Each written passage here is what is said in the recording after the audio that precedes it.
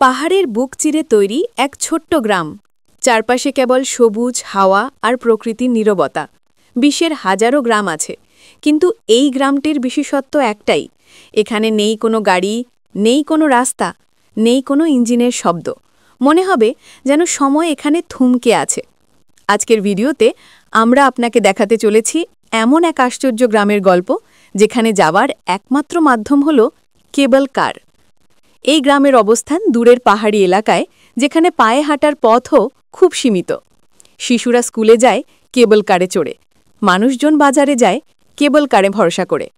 গ্রামের প্রবেশদ্বারে নেই কোনো গাড়ির হর্ন, নেই কোনো বাস, নেই কোনো মোটর বাইক। প্রকৃতির নিস্তব্ধতা যেন গ্রামের প্রতিটি মানুষকে অন্যরকম শান্তি দিয়েছে। ভোরবেলা যখন সূর্যের আলো পাহাড়ের মাথায় পড়ে, তখন দূর থেকে দেখা যায় ধীরে ধীরে উপরে উঠছে একটি ছোট্ট কেবল কার। কখনো এর ভেতরে থাকে গ্রামের মানুষ, কখনো থাকে খাবার দাবারের ঝুলি, আর কখনো থাকে জরুরি ওষুধপত্র।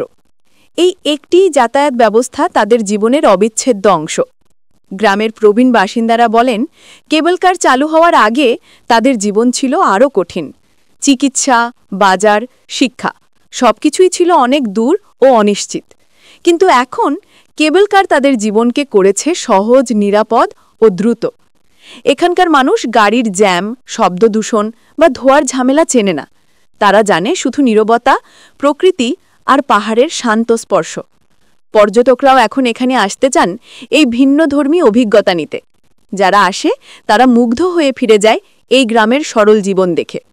গ্রামের ছোট দোকানগুলোতে বিক্রি হয় স্থানীয় ফল, শাক সবজি আর পাহাড়ি মানুষের হাতে তৈরি নানা সামগ্রী।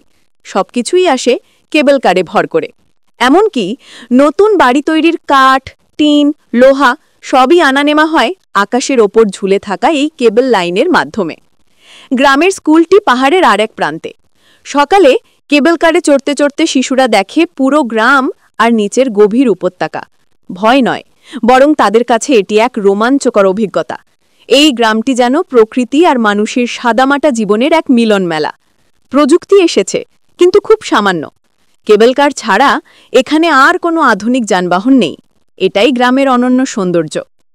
আজকের ভিডিওতে আমরা দেখালাম সেই গ্রামের গল্প, যেখানে নেই গাড়ির হট্টগোল, নেই ধোঁয়ার গন্ধ, শুধু রয়েছে কেবল কারের ধীর চলার শব্দ আর পাহাড়ের বাতাস।